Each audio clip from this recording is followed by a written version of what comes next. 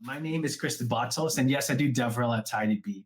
One interesting fact about me before I even go on about this talk is how, I guess, interesting fact is, I was living in before tech, I was living in my car like 7, 8 years ago, and it's kind of crazy to see how, when I used to live in my car, I realized I need to do something about my life, change my life, learned code, got my first job in 3 months, and ever since that time, I've been documenting my journey from like on YouTube, from living in my car to where I am today. So I'm really excited to be here and actually talk to you about the technology or this app that I built. Another interesting fact is I do have 3 poodles. I have 2 toy poodles, one standard poodle, and over the last 5 years, I've moved about 6 times. But I just bought a house, so now I'm stuck where I am now. So I'm good. Anyway, that's enough about me. I do have my LinkedIn here, so please feel free to add me.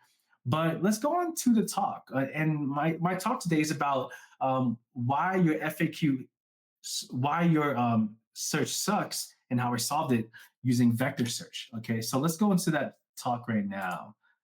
So, my point in today's talk is really to focus on something called meaningful answers, not keyword matches. Okay, before I move on with that, here is a painting. Here's a painting by Rene Magritte, and I'm curious if anyone here has actually ever seen this painting by Rene Magritte. Please let me know. Please post in the chat if you have. But what it says below that, it says "Si ce n'est pas une pipe." I probably pronounced that incorrectly, but when you translate this to English, it says this is not a pipe, right? This is not a pipe. Chris, what are you talking about? What do you mean this is not a pipe? Literally, it's a painting of a pipe. True, but also not true. So what was Rene Magritte's intention behind this painting? Rene is saying that just because it looks like a pipe doesn't mean it's a pipe. What this actually is painting on paper. You're not looking at a pipe, you're looking at painting on a paper. That's what it is. So again, just because it looks like a pipe does not mean it is a pipe. And the thing is, I can see the exact same thing when it comes to most documentation site search boxes, right? Let's say you go to the MySQL documentation site, you type in a particular wording, it only searches for that word that you type, not the intention behind that. So that's why I want to focus on something called meaningful answers, not keyword matches, because these search boxes, again, tend to match letters, not meaning. And so over the next couple of minutes, what I want to show you is what I built to fix this problem using Amazon Bedrock, incredibly cheap and TidyB open source, and with just a couple lines of Python. But first, I want to talk about why does this even matter, right? Why is this so important? So here is what the research tells us, okay? And this is the cost of bad search. So TSIA, which stands for Technology and Services Industry Association, says that as many as 60% of support tickets are already answered in FAQ, right? So 60% of the emails you get, of the messages you get on Discord, on Slack about getting help with your product, how to use your tool in their app, could be solved in FAQ, but they can't solve it by themselves. Why though? That's the cost of bad search, right? So what happens is that keyword search tends to miss a lot of things. So keyword search tends to miss something like synonyms, typos, phrasings, abbreviations, you name it. And even my own personal test, when I did this test on Discord, it shows that phrasing is actually the #1 reason for failure. For example, let's say I'm on a MySQL documentation site and I want to do change data capture. But instead of typing change data capture, it's a very basic example, but let's say instead of typing change data capture, I type CDC. And let's just say for some reason, nothing on change data capture comes up because I type CDC. I should have just typed change data capture. So we want to we want to be able to fix that problem. So what should our goal be? Our goal should be to have one correct answer, any wording, and you get that answer as fast as possible. Now, everyone is in different situations when they're building their own apps. So how do you build that under real world constraints? Let's say airplane Wi-Fi. And why do I say airplane Wi-Fi? Because when I actually hacked my first prototype of this, I was on the plane on Delta Airlines using the Wi-Fi from Las Vegas to I was going to Austin, Texas. I was looking at homes to potentially buy there a couple months ago.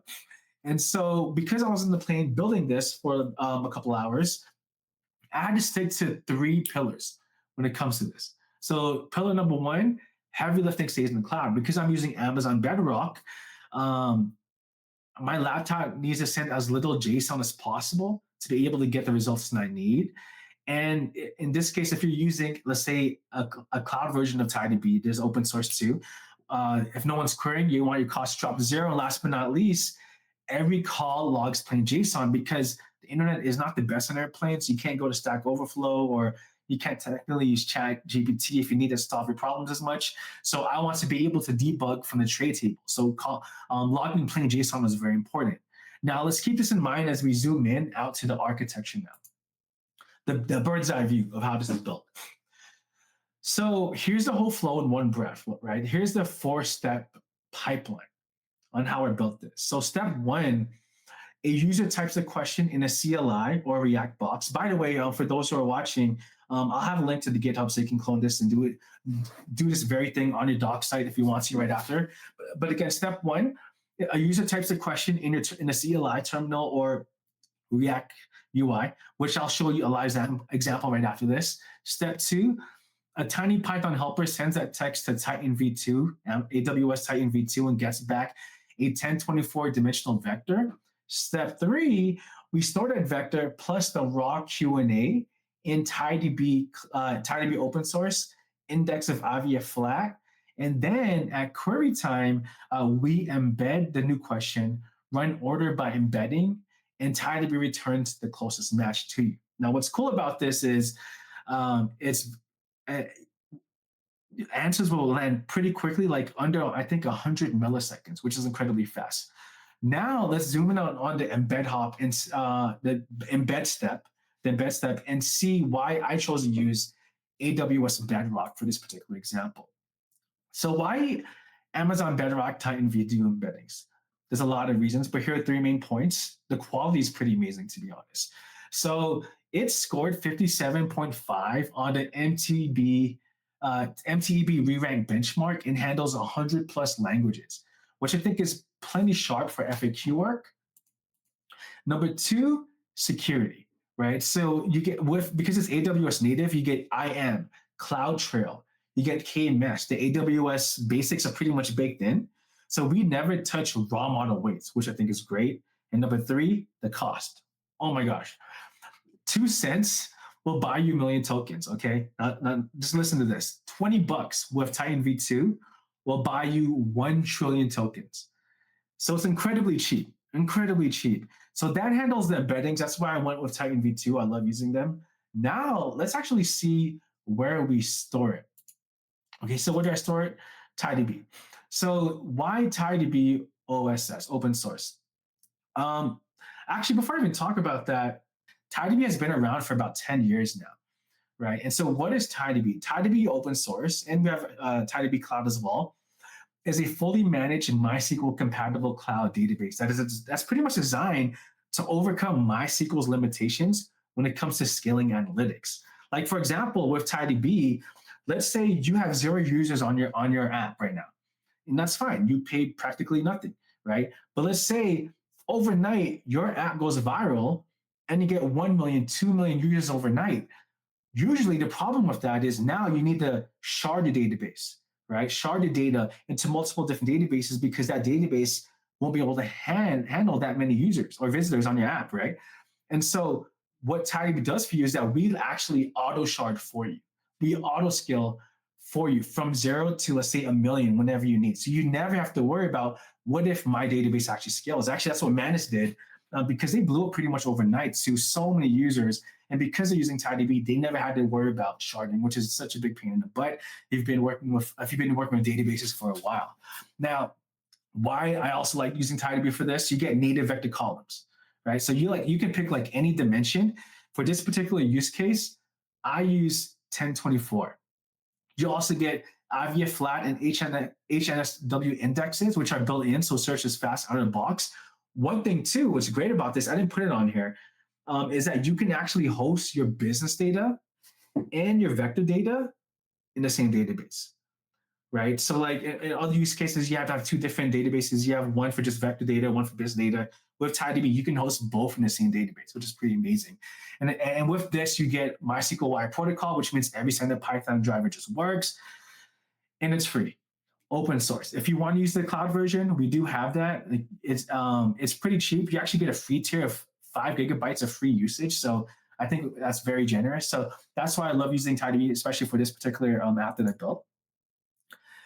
Now let's look at the code that I used. So very simple, not that many lines of Python. So this is the Bedrock column 1 function with Titan v2 text. So these first 2 lines grab the SDK and they make a Bedrock client. So nothing too fancy here. And then next, we package the user's text and tell Bedrock which Titan model to use. Then we have one API call, which is where Bedrock gives us back a 1024 float vector. And then this last line pretty much parses the JSON, return the vector, and that's it, right? So you just seen the call we used to get Titan embeddings. Now let's actually watch the whole chain fire. So I'm gonna actually open this app right now via my terminal. Let me just run this real quick. Okay, so this is the CLI version. I'm gonna show you the React version as well. Let me make this a little bigger for you so it's easier to see. Okay, so actually, should I show you the code as well? Let me see if I can show you the code. Just open real quick. Cool. All right. So let me show you what I'm working with real quick. Where's the JSON?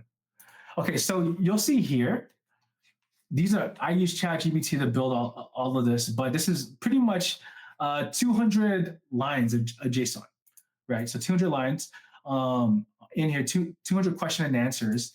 And pretty much I'm using that to help answer the questions using vector search. Okay, so anyway, so let's see how this works. Let me run this app again. So let's watch the whole chain fire now. So what I'm going to do, this app is supposed to replicate, let's say, an e-commerce website.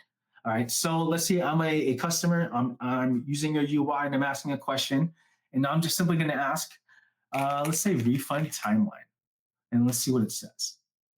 Boom. Okay, so this answered it pretty quick, right? So, and because this is coming from a cold start, bed time 55 seconds, query time 20 seconds, total time 0.7 seconds, not even 1. So that's pretty fast. And what was the answer? So when I typed refund timeline, the closest stored question is, when will my refund be processed? And it found a relevant answer. I just typed refund timeline, and the answer it found was, refunds are issued within 5 business days after your return is received. Let me make this a little smaller so it's all in one line. The return is received. Okay. Now let's actually I want to throw in a different question, question that the FAQ has never seen verbatim. And just to prove to you that this is all live, I'm gonna ask something about the Philippines. Okay, I'm Filipino. I'm here. I'm gonna type Command F. I'm gonna search the word Philippines. As you can tell, Philippines isn't popping up anywhere, right? As a type search. So what I'm going to ask next is, do you ship to the Philippines? And I'm curious to see what the answer will be, even though the word Philippines does not exist in my JSON file. Let's see if it understands the intention behind my question, right? So let me hit enter. Boom. So do you ship to the Philippines? Closest stored question. It understood the intention by my question because why? It understood you're asking, do you ship internationally? And it found a response. Yes, we currently ship to over 35 countries worldwide. So even though I didn't ask, do you ship to another country? Do you ship internationally? I didn't say any of those things. With vector search, it's able to understand the intention behind your question, right? It's not just text matching. It's now about finding the meaning. And as you can tell after the cold start, initially took 0.763 seconds to find the answer. Now it took 0.34 seconds. I'm really curious if I ask another random question. Let's just ask about custom email. I don't think there's anything on here about custom email, but look at that. It still answered on the question in 36 seconds. And we did have an answer for custom email. Anyway, right? So what do we see here though? On these first 2 questions, we saw that we had 2 totally different phrasings right here, 2 totally different phrasings. No keyword overlap, both answered correctly and within well under a second, right? Which I think is pretty cool. Now, I think the bigger question is now, where does all this data land? Where does all this data land to make all of this actually work? So let's go into that now. So the client that you just saw fires 2 bits of SQL. It fires, so the create table statement carves out a home for every FAQ. It stores the raw question, the answer, and a vector 1024 column for the Titan embedding.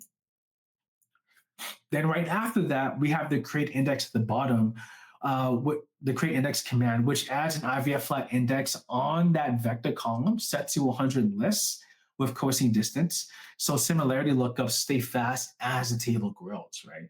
So, okay, Chris, that's great. So how do we fetch the best answer? One line of SQL is literally it, right? How do you fetch the best answer? Here we go. So we have one single query retrieval, not one line, but one single query retrieval. So fetching is one line. We sort rows by cosine distance to the query vector and return the closest match. Right. So that's pretty much how all of this is done. Now let me show you another live example. And now at this time, we're not going to use the terminal.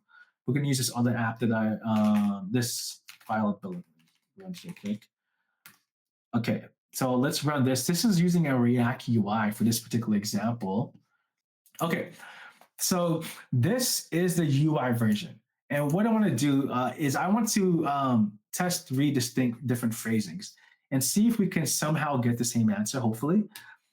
So let's put this semantic work, FAQ work, vector work in, and let's see what the results are. So the first question I'm going to ask is, when, instead of saying refund, I'll say, when will my money return? Does it understand what I mean by that, right? It's super basic, but let's see if it understands the meaning behind that. When will my money return? It understood that I'm asking for a refund. When will my refund be processed? Refunds are issued within 5 business days after return is received. All right. Let me ask it the same question another way. When it's super simple. When will my refunds be processed? Well, actually, I already gave us that session answer. Let me ask another way. How long will it take to get my money back? All right, hit search. So I'm just trying to ask refund in different ways. How long will it take to get my money back? I asked the question a different way, gave an exact same answer. When will my refund be processed? The refunds are issued within 5 business days after the return is received, right?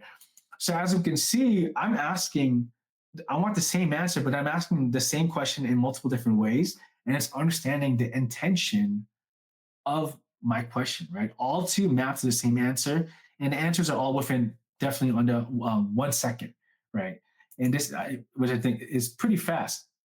So let me go back to here now. So now that we saw how that works, how would I pilot this today? So this is the phase 1 version, right? And I'll show you the GitHub repo in just a second, where you export an FAQ or JSON file and you run the CLI locally. Phase 2, what I would do when I develop this a little bit more further is add an API endpoint, right? And you can do an A/B test on that. So you can actually use more data instead of just a simple JSON file.